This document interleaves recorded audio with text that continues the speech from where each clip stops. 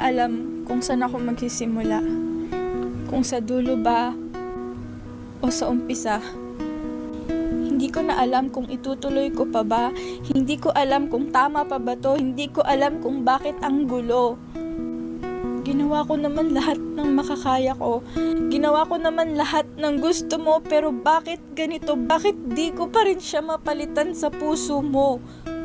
Ako nga ang kasama mo, pero siya naman ang iniisip mo. Ako nga ang kausap mo, pero siya pa rin ang bukang bibig mo. Ako nga ang nasa tabi mo, pero presensya niya pa rin ang hinahanap-hanap mo. Alam ko. Dahil ramdam ko. Pero sabi ko kasi sa sarili ko, magpapakatatag ako. Dapat hindi na ako naapektuhan sa lahat ng to, pero mahal, ang sakit kasi. Ang sakit-sakit mong mahalin. Hindi ko alam kung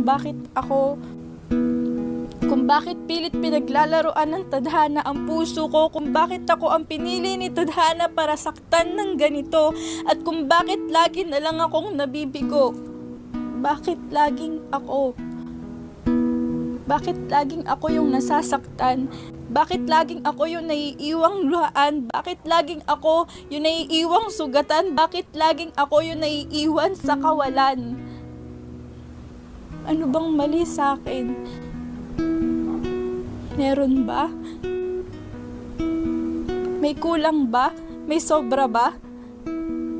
Sabihin mo naman para alam ko kung anong gagawin ko. Bakit ako? Hindi ba ako karapat dapat sumaya? Hindi ba talaga ako kamahal-mahal? Wala na ba talagang tatagal? Ang sakit mong mahalin. Pero kahit anong sakit ang iparanas mo, ikaw pa rin. Ikaw pa rin ang pipiliin ko kahit sa paningin ng iba ang tanga-tanga ko.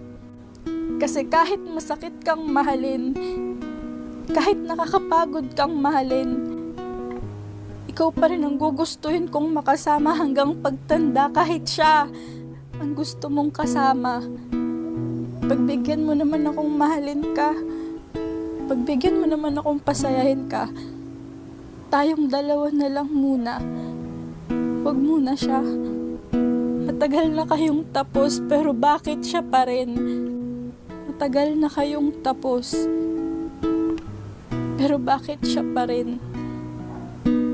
Di ba pwedeng ako naman? Tayo naman? Ako na lang? Tayo na lang? Buksan mo naman yung puso mo. Pakiusap, mahal. Ako na lang ang mahalin mo.